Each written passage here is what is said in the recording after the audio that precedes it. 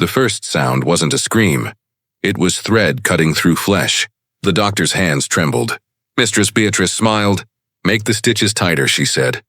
And my voice disappeared. They thought they'd silenced me forever. But every pull of that needle stitched something stronger inside me. A promise in 54, Georgia. A plantation built on silence, and one woman who refused to stay quiet. Before we begin, subscribe and comment your state below. Let the world know where you're listening from, because they buried these stories once. We're digging them back up. If freedom demanded blood, would you still want it? I was born into noise. The sound of chains, hooves, and commands shouted through humid air. But the Harlow house was built on silence. It didn't creak like other plantation homes. It listened. Every wall carried secrets in its plaster, and every whisper could cost you breath. For 8 years I woke before dawn, long before the rooster cried. I scrubbed floors with lye until my fingers cracked open like split bark.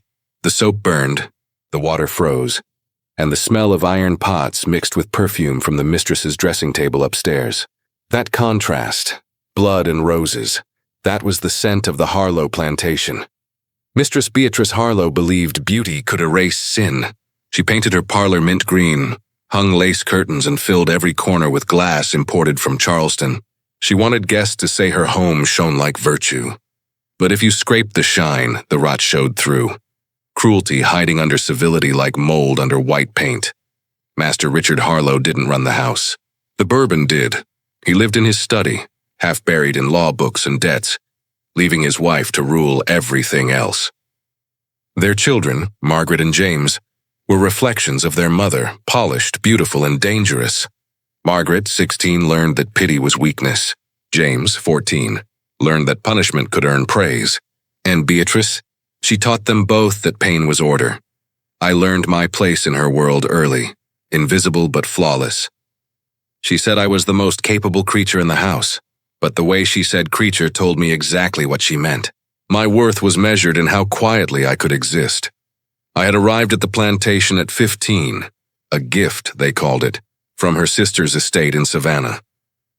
By 23, I had mastered survival. I moved soundless through hallways, eyes lowered, mind alert. But inside me, something stayed awake that should have died long ago. Curiosity. I could read. The old preacher on the last plantation had taught me in secret, using torn Bible pages. Beatrice never knew that the house's dusted ledgers, left open on her husband's desk, were teaching me more than she could imagine. Through those ledgers, I learned what true slavery was. Numbers. Each line was a life priced in dollars, sickness noted like weather, deaths crossed out like debts paid. The Harlows owned 46 souls, but in her mind she owned the air we breathed too. Her cruelty wasn't sudden. It was method. A dropped cup meant standing for hours in the yard. A crooked bedsheet earned lashes across knuckles. Once she poured boiling tea on Sarah, the cook's assistant, because the biscuits browned unevenly. And after each punishment she'd pat her hair, sigh, and say, "Discipline preserves grace." But even Beatrice had her hierarchy of hatred. Some she ignored, some she despised. And me, I fascinated her. Because I was careful, observant, always listening. She sensed something she couldn't define. A mind that refused to crawl. Sometimes she'd test me. "Mercy," she'd say, her tone sweet as poison. "Why do you stare when I speak?" "I listen, mistress." Listening can be dangerous. So can misunderstanding. Her smile then, tight, sharp, told me she noticed the edge in my words. Each exchange was a small rebellion disguised as obedience. The house itself seemed to side with her. It magnified her moods. Warm light when she laughed, shadows when she approached. Down in the cellar, where we stored winter supplies, the air thickened with mildew and memory. Every punishment that ever happened there clung to the stones. We used to say the walls remembered. At night, I'd lie awake in my narrow cot behind the kitchen, listening to the hum of insects and the creak of wood cooling. Sometimes the floor above groaned under her steps, restless pacing, the whisper of silk gowns or the faint sobbing of her daughter locked in her room again. Beatrice's madness didn't scream. It simmered. She didn't need whips when she had imagination. The slaves on the property spoke of her like a ghost that walked before dawn. She'd appear at random, checking linens, fingering the seams of curtains, tracing the dust on shelves with a single gloved finger. You never knew when her voice might slice through silence behind you. Missed a spot. And if she said your name twice in the same sentence, you prayed. Still, there were moments of strange calm. Early mornings when fog rolled through the fields and turned everything silver. I'd stand by the back porch, bucket in hand, watching the overseer's lantern swinging through rows of cotton like a firefly lost among ghosts. In that dim light, the world looked almost gentle. Almost. That illusion would end the moment her bell rang upstairs. A sharp, metallic jingle that meant, "Come serve my peace." The sound of that bell ruled every heartbeat in the house. I sometimes wondered if she even knew what happiness felt like. Her face was always drawn tight, eyes restless as if cruelty were the only way she could breathe. I began to think of her as a storm, constant thunder beneath her calm. When newcomers arrived, guests from Savannah, merchants, preachers, she'd become sweetness itself. The same mouth that spat venom at us could pour honey for strangers. I'd watch her from the doorway as she played the perfect lady, her voice light, her hands graceful. And I'd think, what if they saw her when the guests left? What if they saw the basement? But no one ever did. Because in Georgia, 1854, power was a perfume. It covered the stench of blood. That's what the house taught me. Survival is silence. Yet even silence has a breaking point. And mine was coming. Not with a shout, but with a child's cry and the shatter of a porcelain plate. Beatrice didn't know it yet, but she was raising her own undoing. Every insult, every humiliation, every "yes, mistress," I gave her was another loop tightening around her throat. Because in a world built to make me voiceless, every word I swallowed became a weapon waiting to be used. Georgia, 1854, a house of glass and graves. One woman listening for her moment to speak. Would you have stayed silent to survive? Or spoken, knowing the price? Morning began the way it always did. Too early and too heavy. The kitchen air was thick with wood smoke and sweat. Pots hissed, spoons clanged, and somewhere a rooster screamed like it knew what kind of day was coming. I was rinsing the china when little Emma tripped on the edge of the rug. The porcelain plate slipped from her small hands, spun once in the light, and shattered on the floor. The sound froze everyone. Even the fire seemed to hold its breath. Beatrice appeared in the doorway before the shards stopped moving. Her gown was white that morning, a cruel color for what came next. Who did this? She asked, voice smooth, eyes sharp. Emma's lips quivered. I'm sorry, Miss Beachrice, I didn't mean... The slap came faster than a heartbeat. It echoed off the brick like a pistol shot. Blood bloomed beneath the child's nose. Beatrice raised her hand again. That was the moment my body moved before my mind could stop it. I stepped between them.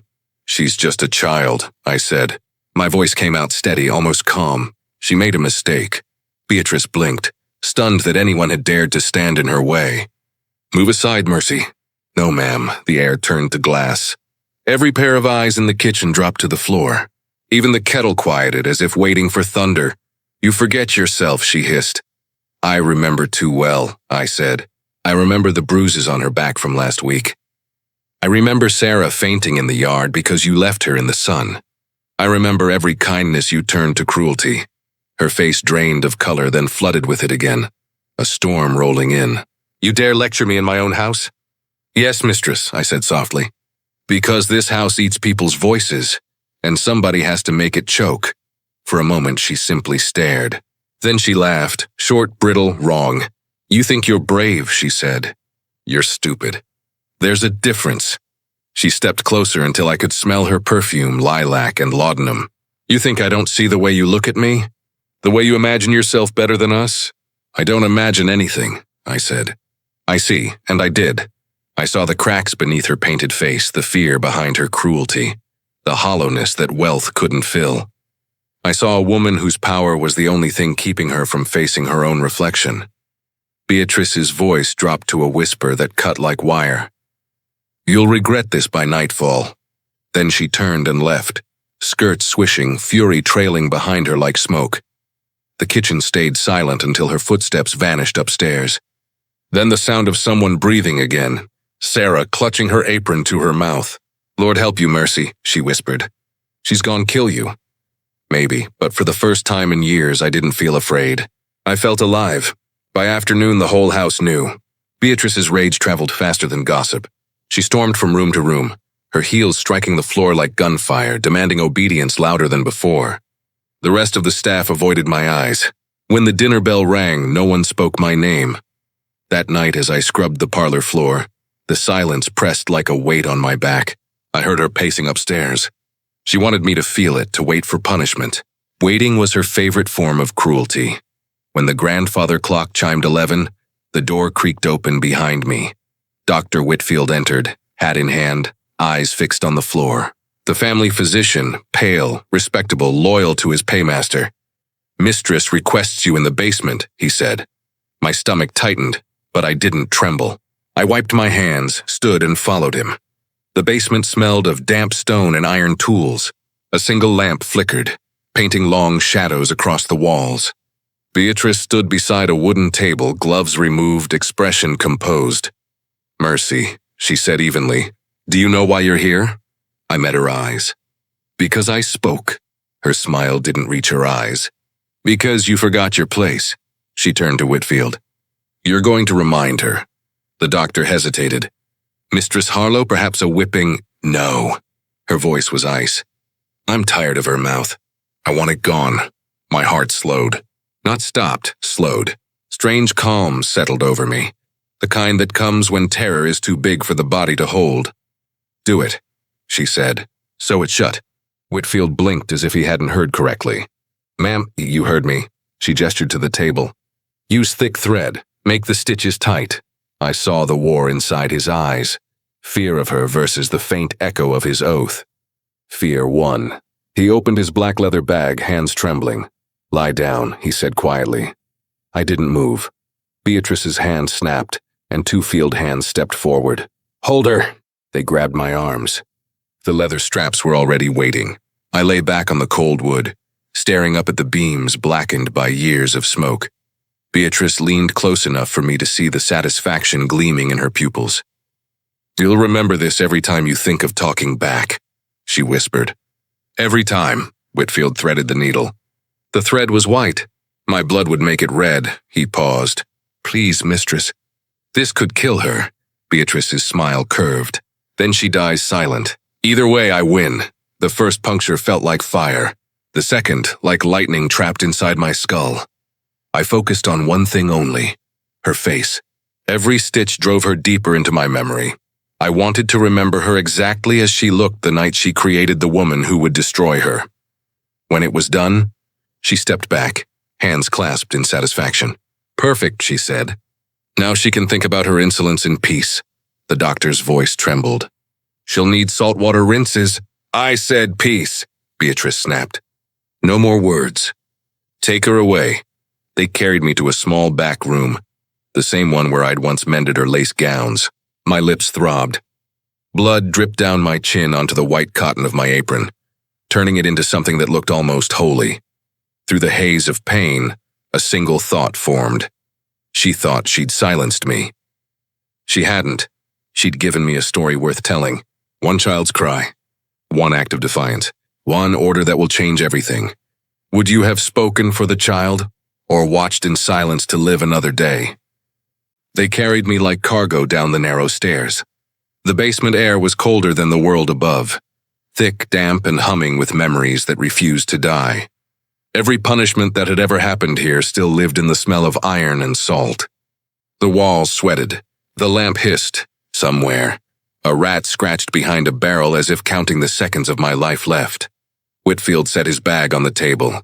The sound of the latches snapping open was louder than thunder. Inside lay the tools of a doctor, steel and conscience both already rusted. "Hold her," he said. Two men obeyed, their eyes avoiding mine. I couldn't blame them. On plantations like Harlow's, obedience was survival and witness was danger.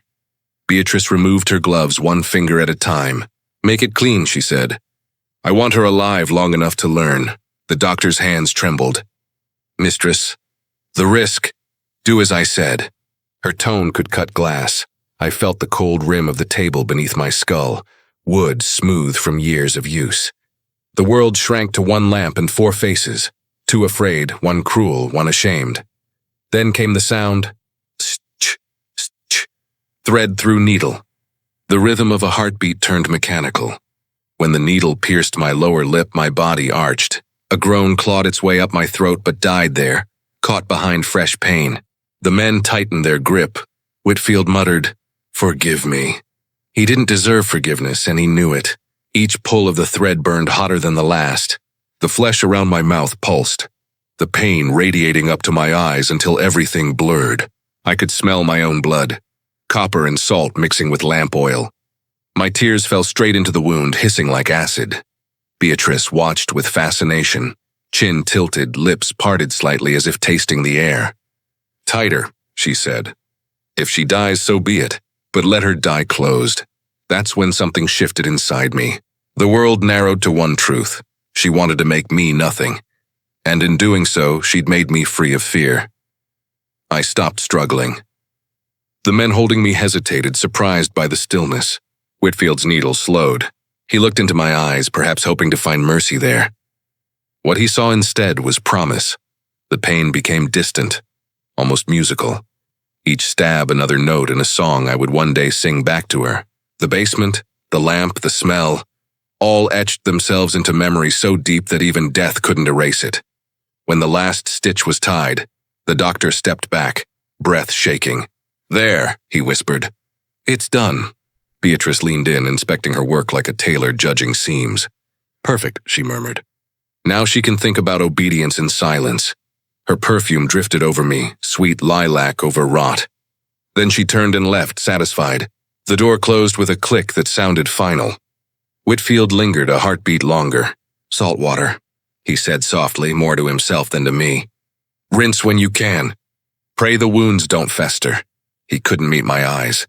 When he finally walked away, I saw his shoulders fold inward under the weight of his own cowardice. The men untied the straps. My arms fell limp, too heavy to move. Blood soaked through the linen on my chest.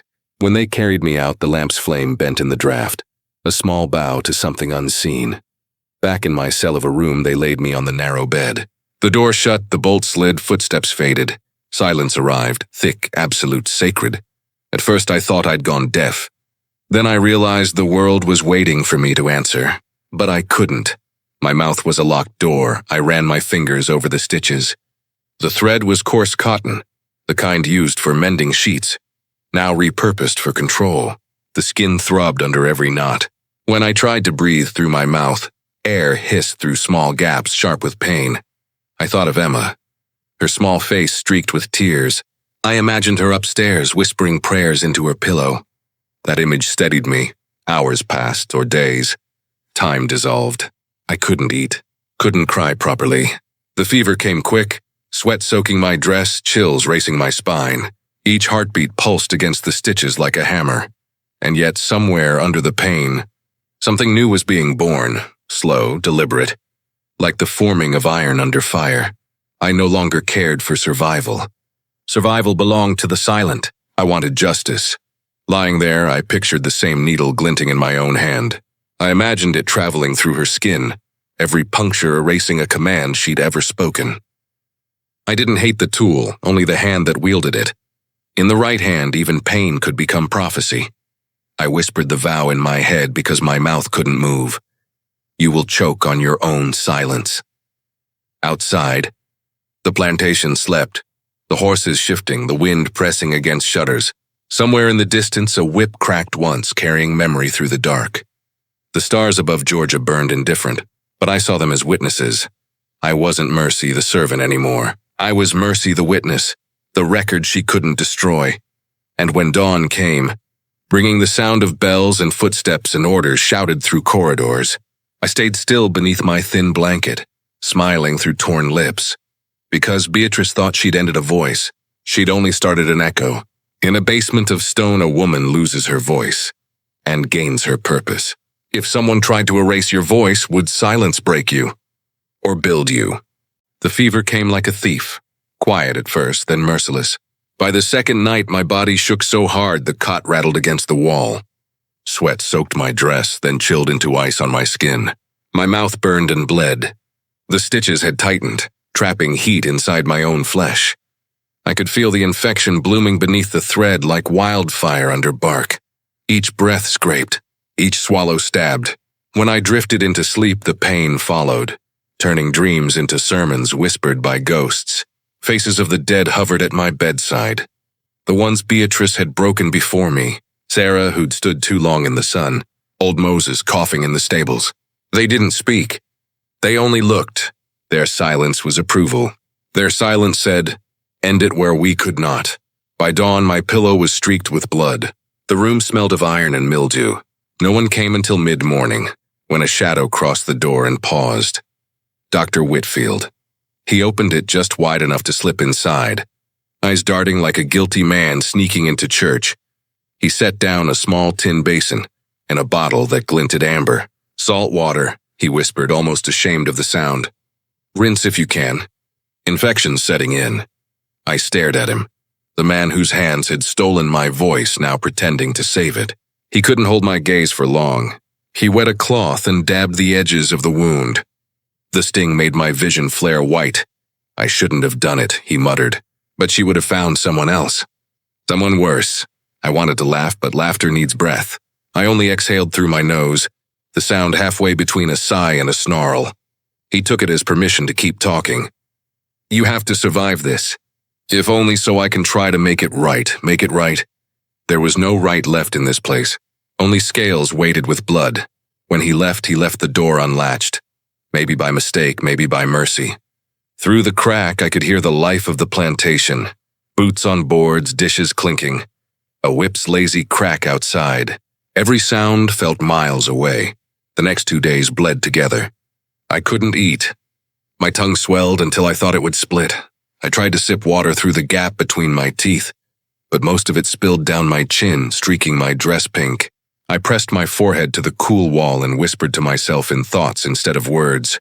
"Don't die here." Not yet. On the third night, someone slipped inside, small feet careful as breath. Emma, the candle she carried, was almost taller than her arm. "Miss Mercy?" she whispered. Her voice trembled. "I brought you something." She set a chipped cup of broth on the floor and pulled a crumpled flower from her pocket, one of the purple wild blooms that grew by the fence. She pushed it into my palm. "It smells nice," she said. "Mama says flowers make the hurt go quiet." Tears filled my eyes before I could stop them. I reached up and touched her cheek, trying to smile through the swollen flesh. She leaned closer, kissed my hand, and fled before anyone caught her. That flower stayed with me all night. Its scent cut through the fever, faint, real, human.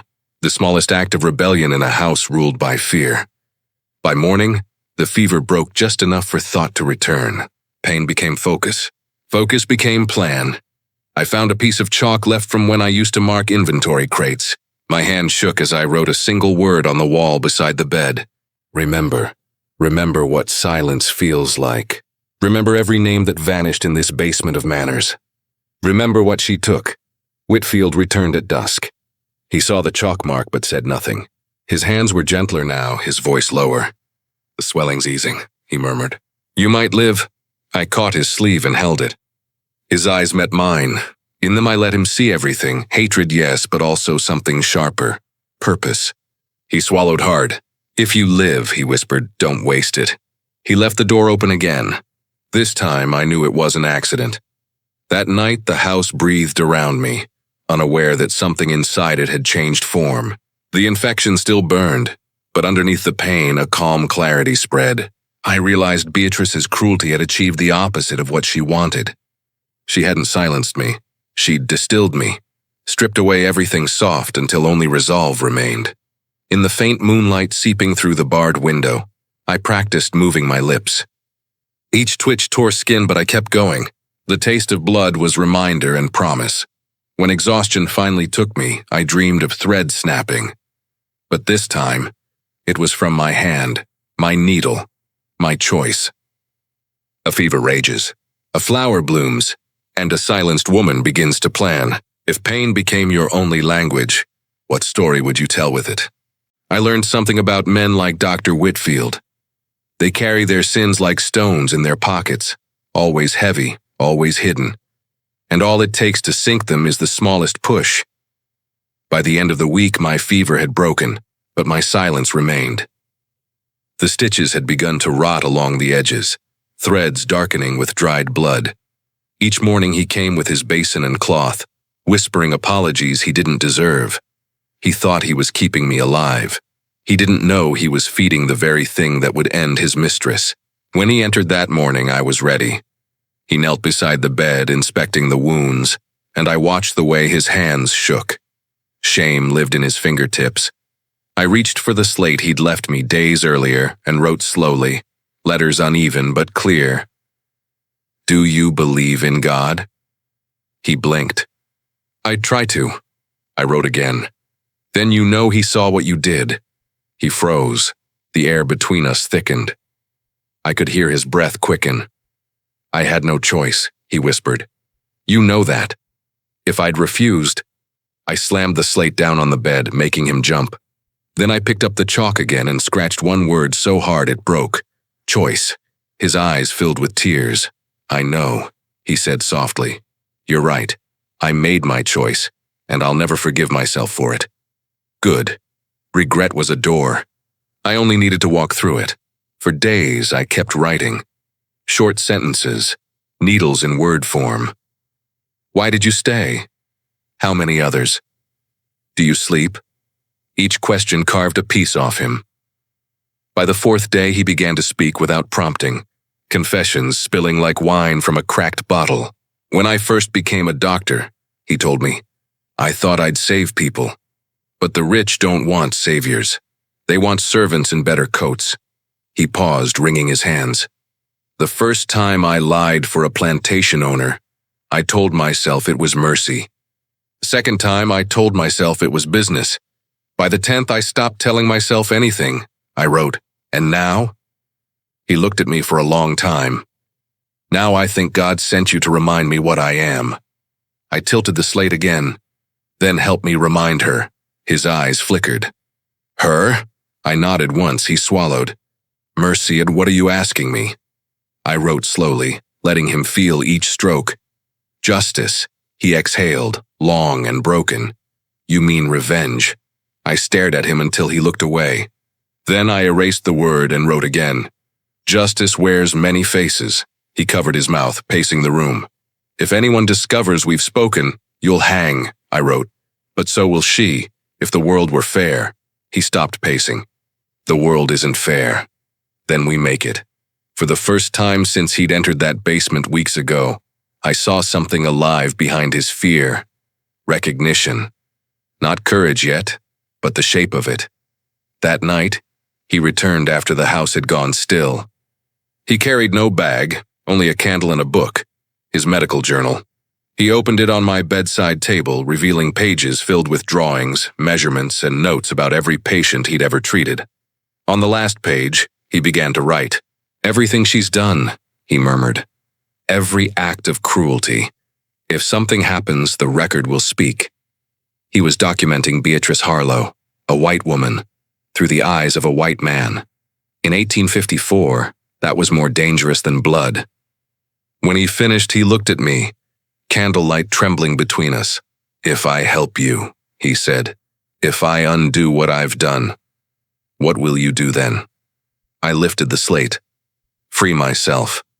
He nodded slowly, as though hearing a sermon he already believed in but feared to say aloud. The next day, he started smuggling things into my room. A small knife from the kitchen, bits of clean cloth, a vial of laudanum. He said they were for the pain. We both knew what they were really for. Preparation. Beatrice noticed his nerves before long. "Doctor," she said one afternoon, her tone honeyed. "You look unwell. Surely my servant isn't making you soft." He forced a smile. "Just tired, mistress.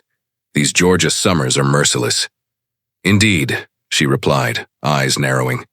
"Mercy has that effect on people." After she left, he came straight to me, chest heaving. "She's watching us." I wrote, "Good. Let her watch. Let her think I'm broken." The next time he cleaned the wound, I caught his wrist mid-motion.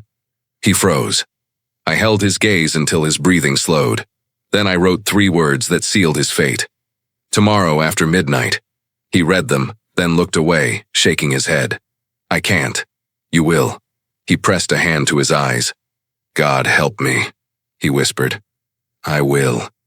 That night, as the house slept, I lay awake beneath the pale moonlight spilling through the window. Somewhere upstairs, Beatrice's footsteps creaked once across the floorboards, then stopped. I pictured her sleeping mouth, still free to curse and command. I imagined it bound by the same white thread she'd ordered for mine. The thought soothed me. Whitfield thought he was saving his soul. I was saving history, because when the law belongs to the cruel, justice must be practiced in secret. A doctor's guilt becomes a weapon. A victim's silence becomes a plan. If you could turn your enemy's tool into their punishment, would you? Night has a shape if you learn to read it. It drapes different over stairs than over doors, pools in corners like water, and gathers thickest where a cruel heart sleeps. I spent 8 years walking this house with a servant's quiet. Now I walked it in my mind with a hunter's calm. Whitfield and I planned in whispers and chalk. No speeches. No second chances. Only steps. First the hours. Beatrice drank her laudanum at 10. 1 spoon from the cut glass bottle. 2 if she'd spent the day angry. Anger made her generous with poison. By 10:30 her words slurred. By 11 her jaw slackened. By midnight she sank into that heavy, honeyed dark where thunder wouldn't wake her. Second the sounds. I knew which boards confessed, which hushed me like a mother. The second riser on the back staircase safe. The fourth traitor. The corridor by the sewing room had a hinge that screamed like a child. A dab of tallow under my nail, ready to silence it. Rugs I'd beaten for years showed me their secrets. How thick pile drowned steps. How thin weaves told tales. Third, the light. Lamp chimneys smudged to guard our eyes from sudden glare. 1 candle for Whitfield, 1 for me. Both cut short so the flames wouldn't leap too high and paint our plans on the walls. Fourth, the hands. Mine. Steady not because I was unafraid, but because I was finished with fear. His trembling until I pressed my fingers to his wrist and counted with him. 1, 2, breathe. He steadied like a horse at the rein. We laid the tools on a folded towel. Nothing wasted, nothing extra. Needle? The same gauge he'd used on me, wiped with spirits until it bit the air sharp. Thread.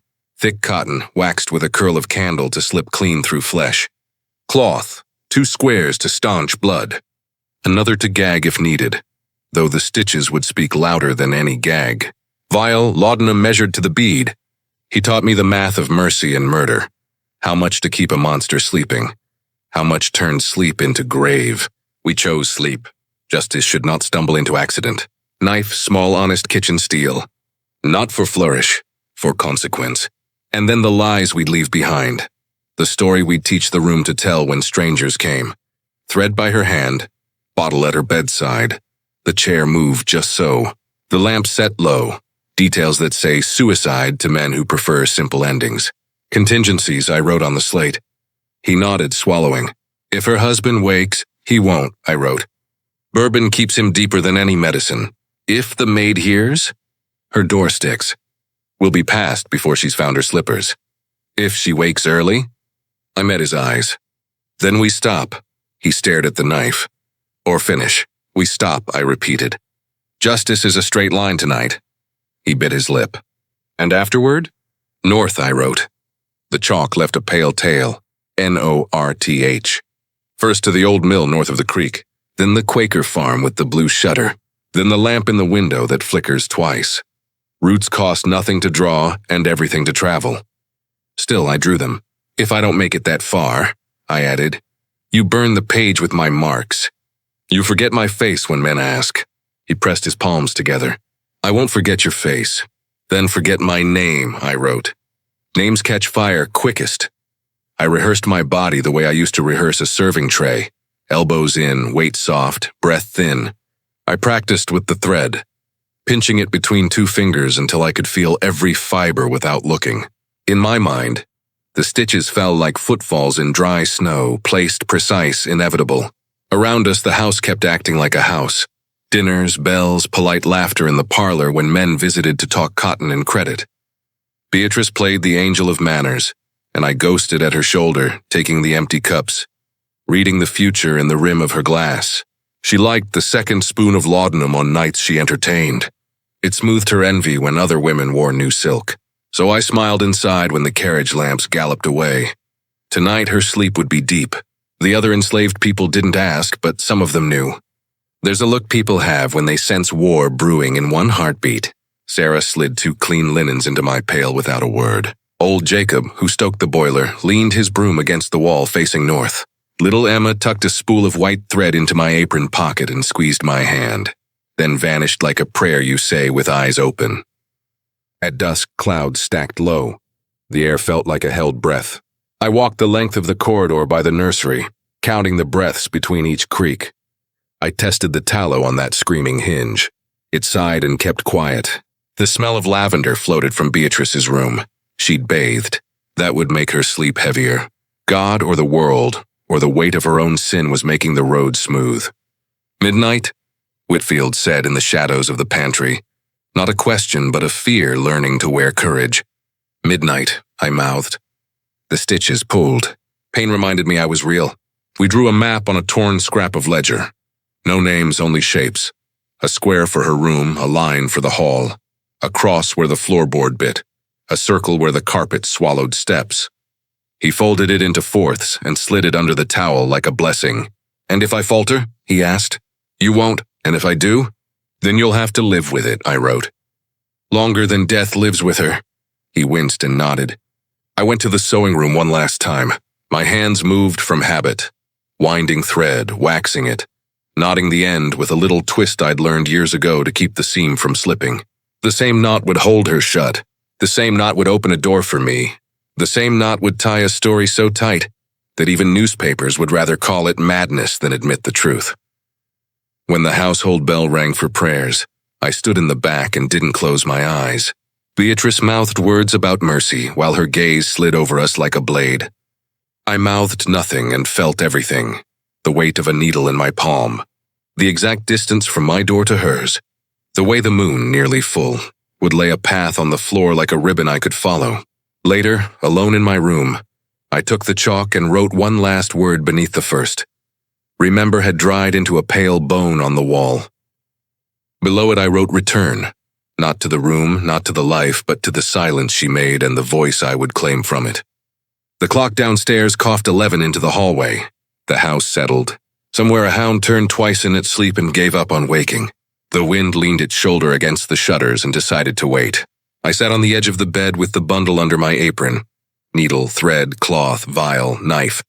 If you're still here with me, listening to steps you can't yet hear, watching a room you've never seen, subscribe. These are the roads history hides. We walk them by lamp and whisper. When the long hand kissed 12, I stood. In the mirror's cracked corner, I saw a woman with a stitched mouth and an open future. I touched the scars once, blessing or goodbye, I didn't know. Then I opened the door and the map of night unfolded at my feet. Moonlight for a blueprint, cotton for a sentence. At midnight, justice will walk. If you knew every creak and shadow between you and freedom, would you take the first step? The clock downstairs struck 12 like a slow drumbeat. Each note shook the dust loose from the rafters. For weeks I had listened to that sound from behind my locked door. Tonight it sounded like a summons. Dr. Whitfield moved through the corridor with a candle cupped in his hand, light trembling against the walls. When he entered, he looked smaller than the shadow that followed him. He shut the door and for a long heartbeat we just stared at each other. Two conspirators born of the same sin. "Are you ready?" he asked. I nodded. The stitches tugged. The dried edges cracked. Blood warmed the corner of my mouth. He set his bag down, hands shaking until I caught his wrist and pressed once. "Steady. This will hurt," he whispered. Good, I thought. Pain would mean I was alive. He drew a knife no longer than his palm, flame glinting on the blade. The air smelled of spirits and fear. When the steel touched my lip, my body stiffened. He cut the first thread and the world roared in my ears. Blood rushed out, thin and hot, running over my chin. The second thread snapped, then the third, each one loosening the cage around my silence. By the fifth, I stopped hearing pain and started hearing sound. A wet gasp, a sound that was mine. When the last thread gave way, Whitfield stepped back, breath ragged. "There," he said. You're free, free, the word struck something deep. I touched my mouth. The flesh was torn, swollen, but open. I parted my lips and felt air move through. The first breath tasted of iron and oil and vengeance. Water, he said, pouring from the pitcher. I swallowed once, twice. It hurt and it healed at the same time. My voice came out hoarse, ragged, older than my years. Thank you. The sound startled both of us. He looked away. You shouldn't talk yet. I've waited long enough. He flinched at the rasp in my tone. It wasn't cruelty, it was truth made audible again. He handed me the towel. I wiped my mouth, leaving red streaks across the white linen like a confession signed in blood. Now help me finish this, I said. He hesitated. You mean? Yes. The single word came easier now. She sleeps? He nodded, deeply. The laudanum will hold for hours, then we move. He gathered the bundle, needle, thread, laudanum bottle, cloth. I slipped the small kitchen knife into my apron pocket. The blade's weight steadied me, the way truth steadies prayer. We stepped into the hall. The air felt different, thicker, listening. Each board remembered our steps from years of servitude. But tonight they whispered a new song. I led. He followed. Past the pantry door, past the framed portraits of ancestors who'd smiled through other crimes. The candle threw long shadows that walked beside us like ghosts. At the landing, Whitfield paused. If we're caught, I whispered. History will finally have to speak my name. We moved again. Beatrice's door waited at the end of the corridor. Slightly ajar, light from the dying hearth flickering inside. She slept on her back, white nightgown glowing against the dark velvet coverlet. Her hair spilled over the pillow like spilled ink. I stepped closer until I could smell her perfume, lavender and arrogance. Every muscle in my body remembered her voice saying, tighter. Whitfield lingered by the threshold, pale as the plaster walls. Are you certain? Certain is all I have left. I took the vial from him, unstoppered it, and poured a little more laudanum into the cup on her bedside table. Her breathing stayed slow, deep. I waited until the rhythm thickened, until the air from her mouth came heavy with drugged sleep. Give me the thread, I said. He handed it over with the needle, eyes wet. Mercy, don't say my name, I told him. Not here. He bowed his head. The moonlight caught the needle, turning it into a silver line between us. I stared at it and remembered the first night. The fire in my lips, the smell of oil and blood. Now it would burn the other way. I bent over the table to whisper into her ear, though she couldn't hear. You wanted silence, I said. Let me teach you what it costs. Whitfield turned away. He couldn't watch. That was fine. This was between Beatrice and me. The first stitch entered her lower lip. The skin gave easily. Her body twitched but didn't wake. I pulled the thread through, tied it short. The sound, the faint scrape of cotton through flesh, was the echo of my own memory, returned for judgment. Second stitch. Third. The rhythm came back to my hands like muscle memory, only steadier, cleaner. Every puncture rewrote a line of history. This is for Sarah, I whispered. Another stitch. This is for Moses. Another. This is for every mouth you shut with fear. When I tied the final knot, the line across her mouth looked almost peaceful. A perfect seam, the kind of work she'd once praised me for when I hemmed her gowns. Whitfield turned back, eyes wide. Mercy. It's done, I said. My voice was steady now, low and certain. He nodded. Then go. Before anyone wakes. Not yet. I reached for the small knife, tested the edge with my thumb. The blade caught the candlelight and held it like a promise. Justice needs an ending, I said. He didn't ask what kind. He knew. I pressed my palm to Beatrice's chest. Her heart beat steady beneath my hand, unaware of the judgment above it. Soon it would stop. Not by accident, not by rage, but by design. Outside, a wind rose, brushing against the shutters like a sigh. The candle guttered once, then steadied. I looked down at her and thought of the girl who had dropped the plate, the slap, the blood. I thought of the silence that followed, and how it ended here, now, in this room. The house had always belonged to her. Tonight it belonged to me. One midnight. One needle returned. One breath reclaimed from silence. If justice woke you in the dead of night, could you face what it asked of you? For a moment the world held its breath. The house, the wind, even the cicadas outside. Everything seemed to stop, as if the earth itself waited to see what I'd do next. Beatrice lay still beneath my hand. The line of stitches gleamed faintly in the candlelight. Neat, perfect, almost elegant. I had done good work. She would have said so once. Dr. Whitfield stood in the doorway, one hand pressed to his mouth, his face gray and slick with sweat. "You've done enough," he whispered. "Let her live." "Live?" I repeated softly. The word cracked on my tongue like dry wood. She lived every day I bled. Now she'll learn what breathing means when it's taken for granted.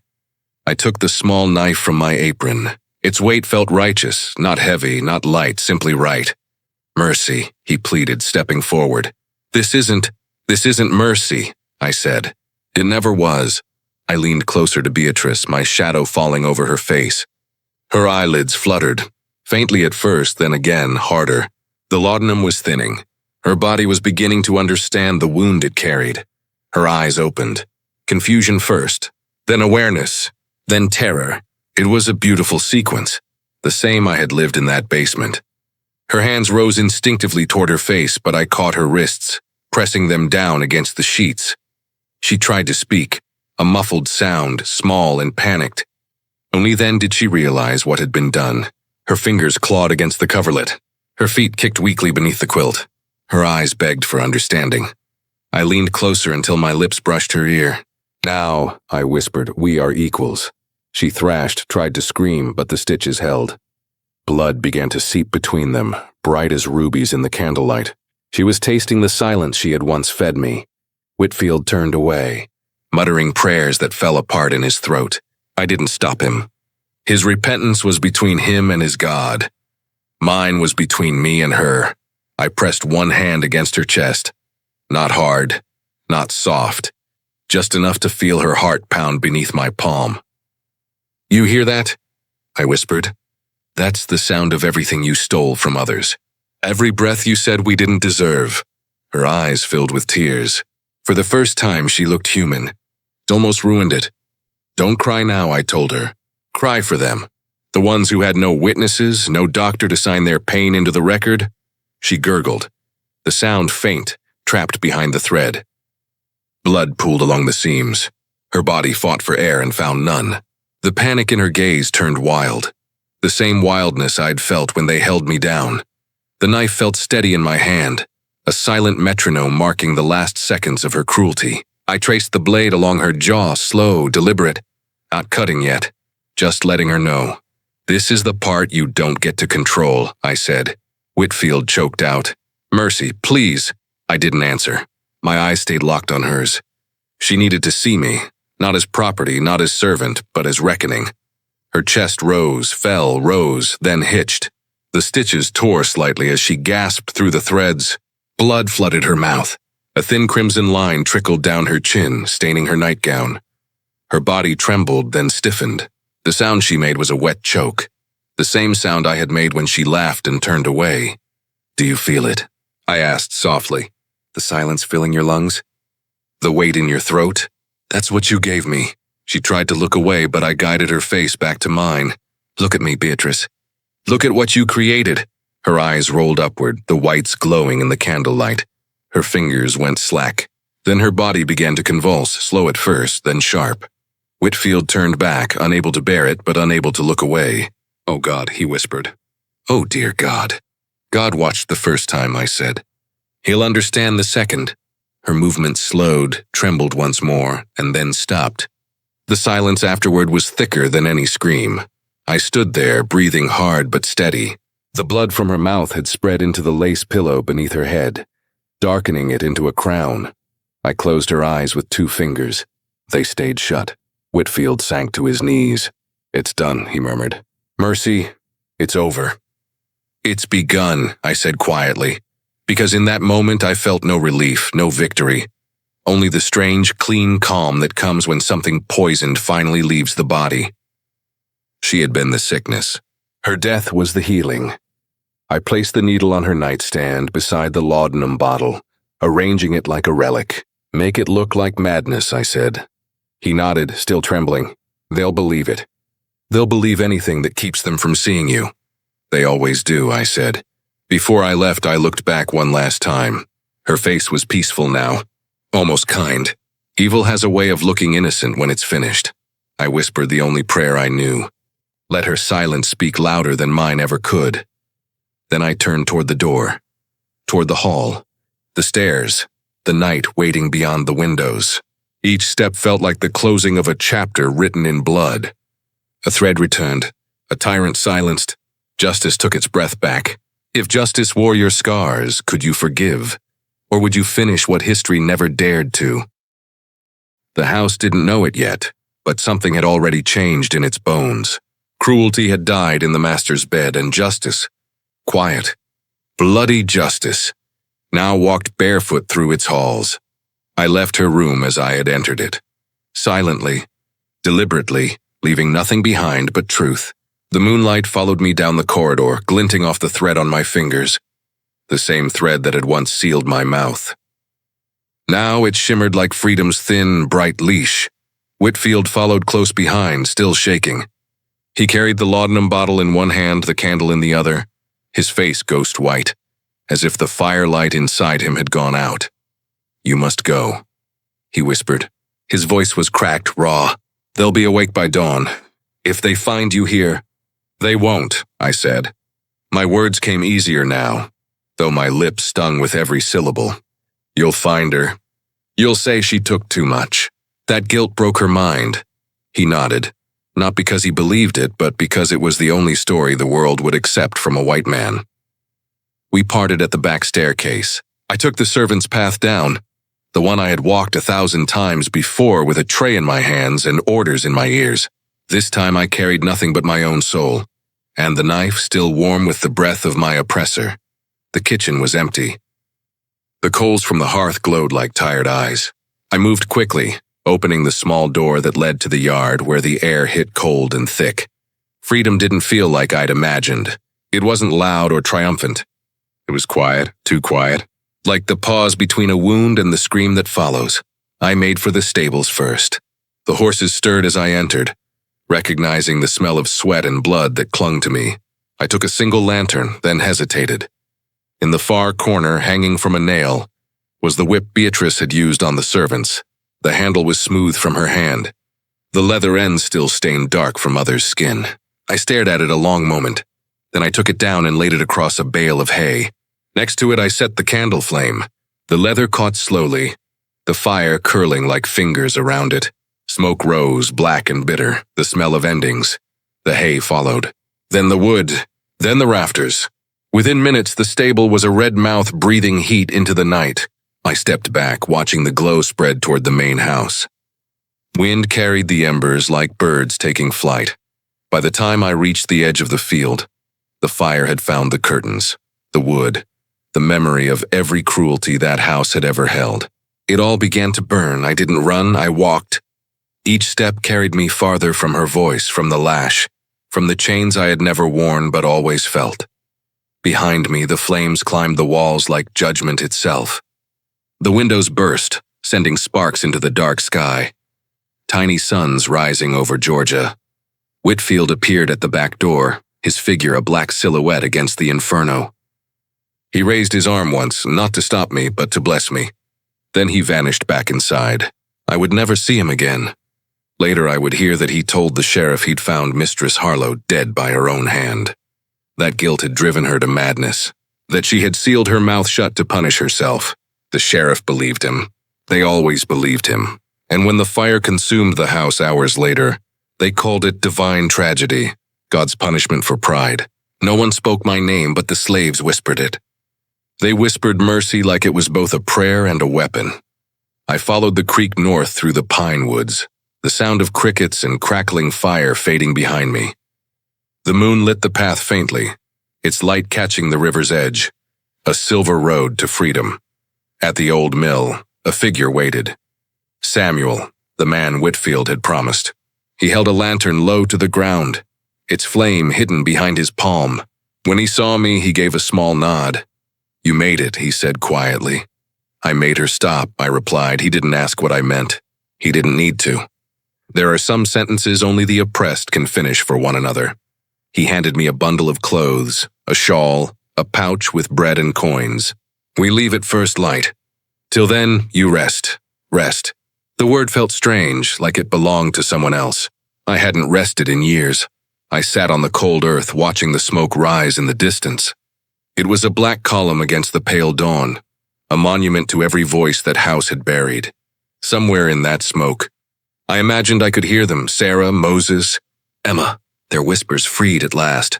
The wind shifted. Fell like gray snow. And I knew the Harlow plantation would never rise again. A fire cleansed what blood began. The house of silence became a pyre of truth. If justice set your world ablaze, would you walk away or watch it burn?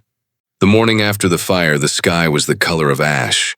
The smoke from the Harlow plantation curled upward for miles, a dark ribbon twisting into the pale Georgia dawn. I watched it fade through the trees and thought, that is the sound of chains breaking. Samuel stood beside me, quiet, letting me breathe it in. You ready? He asked at last. As ready as a voice can be, I said. My lips still burned when I spoke, but the pain reminded me that I had taken my voice back, stitch by stitch, word by word. We set off north before the sun rose fully. The earth was soft from the night's dew, our steps muffled, our breaths steady. We didn't speak much. The woods, silence was safety. We followed the creek for hours until it joined a wider river, then crossed in a small rowboat hidden under a fallen willow. The oars moved slow, cutting silver ripples across the surface. When we reached the far bank, Samuel turned and whispered, "From here you're a ghost. You leave no trail," I nodded. He handed me a small pouch of herbs. "For the wounds," he said, "boil them when you can." His kindness hurt worse than my scars. The days that followed blurred into a single stretch of motion. Forests, fields, abandoned barns, whispers in the dark. We slept by day, walked by moonlight. Each night we stopped in some hidden place where the earth smelled of pine and rain, and the stars looked like scattered promises. At one safe house, a woman named Ruth bathed my face with warm cloths. She said nothing of the scars, just hummed a tune from her mother's country, and pressed a piece of bread into my hands. Before dawn, she touched my cheek and said, "You keep walking, baby. There's light ahead, even if you can't see it yet." In South Carolina, we met a man who carried news faster than wind. He'd heard already. A white mistress in Georgia found dead, mouth sewn shut, plantation burned to the ground. "They say she did it to herself," he whispered, eyes gleaming. "But the slaves, they say different. They say the woman she punished came back from silence and made the devil choke on her own sin." He looked at me then, curious. "Ever hear that story?" I smiled, small, secret. "I've heard whispers," I said. By the time we reached North Carolina, the story had taken root. Every safe house repeated a new version, each more impossible, each more glorious. Sometimes the slave was a girl of 16, sometimes a mother of 5. Sometimes she vanished in the fire. Sometimes she rode north under a new name. But in every telling, she silenced her mistress and walked away free. Legend travels faster than feet. By the time I reached Virginia, I was no longer a woman running. I was a story being carried. One night, as we rested in an old church cellar, Samuel looked at me and said, "You know they're talking about you, don't you?" I looked down at my hands. The thread scars still shone faintly around my mouth, a pale ring of memory. "I'm just one voice," I said. He shook his head. "No, you're every voice they ever tried to bury. And you made the ground spit them back up." We reached Philadelphia in January of 1855. Snow lined the streets, softening the world into white silence. But it wasn't the silence of fear anymore. It was the kind that waits for new words. A Quaker woman named Anne took me in. She owned a small seamstress shop on South Street. When I told her I could sew, she smiled knowingly. "Then you'll fit right in," she said. And she never asked what I'd sewn before. In that shop, I stitched dresses for free women who chose their fabric, their color, their future. Every time I pulled the thread through the cloth, I felt a strange kind of peace. The same motion that once silenced me now built something beautiful. The scars never vanished. Children sometimes asked about them. I would smile and say, "They remind me that I once had to fight to speak." Now I never stop, years passed. But the story, my story, it never died. It grew. It traveled along the same hidden roads that had carried me north. It became a song in the quarters, a whisper among those still bound. a warning to the cruel and a promise to the brave. They called it the woman who sewed her mistress silent. Some said she became a preacher in the North. Others said she joined the abolitionists and helped free hundreds. All I know is this: the truth didn't need my name. It only needed my voice, and I had given it back to the world. Sometimes, when I walked by the river in Philadelphia, I'd see my reflection rippling in the water, a face lined with history but unbroken. And in the faint shimmer, I saw not just myself but every woman who had ever dared to speak, and every man who'd ever listened and acted. Freedom isn't the sound of shouting. It's the quiet after. It's the breath you take when the nightmare ends. That breath was mine now. One story ran faster than chains. One woman's silence became a nation's whisper. If you were remembered not by your name but by your defiance, would that be enough? They say time softens everything, but it never softened the memory of that night. It only polished it, until every detail gleamed like truth in a mirror. 20 years passed before I could walk a street without glancing over my shoulder. By then the war had come and gone. The South bled itself dry, defending chains that were already breaking. Freedom had been written into law, but law has never been the same as justice. In Philadelphia, I built a quiet life among others who had once been hunted. We called it the quarter of second chances. I stitched clothes for newly freed men, taught girls to read the letters on the bolts of fabric, and every Sunday, I sat in the back pew of St. Matthew's and listened to the preacher thunder about deliverance. Sometimes I wondered if God had forgiven me. Sometimes I wondered if he'd been watching all along. And sometimes, most nights, I decided that forgiveness was his work, and justice had been mine. The scars around my mouth faded but never disappeared. Children called them the smile lines that don't smile. I didn't correct them. Every mark on my face was a syllable of a story bigger than me. Word of what I'd done still traveled. I would overhear it in markets and churches, even in abolition meetings. Did you ever hear of the woman from Georgia, the one who sewed her mistress's mouth shut? Each version changed a little. In some, she was burned alive in the fire. In others, she escaped through swamps and never looked back. Some called her a sinner. Others called her a saint. I was both and neither. Just a woman who refused to die quietly. When I was 47, sickness came again.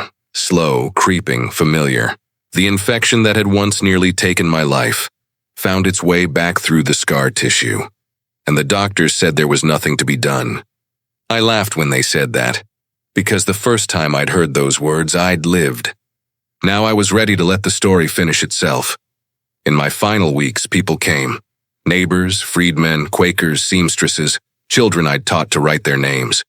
They'd sit at the foot of my bed and ask for the story, not the version in the papers, but the one from my own mouth. And I would tell it, not proudly, not boastfully, but carefully, like handling something sharp that still remembers what it cut. I told them about Beatrice, about the basement, the needle, the silence, and the moment I decided that the only language cruelty understands is consequence. You regret it? One boy once asked, eyes wide. I smiled, slow and tired. I regret that it ever had to be done, I said. But I do not regret doing it. On the day I died, February 2nd, 1875, the snow outside my window fell soft and slow. Anne, the Quaker woman who had taken me in years ago, held my hand. She said my last breath sounded like a sigh of peace. Maybe it was. I'd been holding it for 20 years. They buried me in a small graveyard behind the church. No headstone, just a wooden marker that read, Mercy. She spoke with her actions. But that wasn't the end. It never is with stories like mine. Frederick Douglass himself came to my funeral. He'd heard my tale through the network of abolitionists who had kept me safe, and when he stood over my grave, he spoke words that still echo through every retelling. Mercy died as she lived, with dignity and fire. She proved that no power on earth can silence the human soul once it remembers its worth. They say people wept when he said that. I like to believe they weren't crying for my death, but for the part of themselves that still waited to be free. Afterward, Douglass wrote about me in his journal. He called me the seamstress of justice, and in the decades that followed, my story took root deeper than any grave could hold it. In the plantations that survived the war, Enslaved grandchildren whispered my name when they dreamed of running.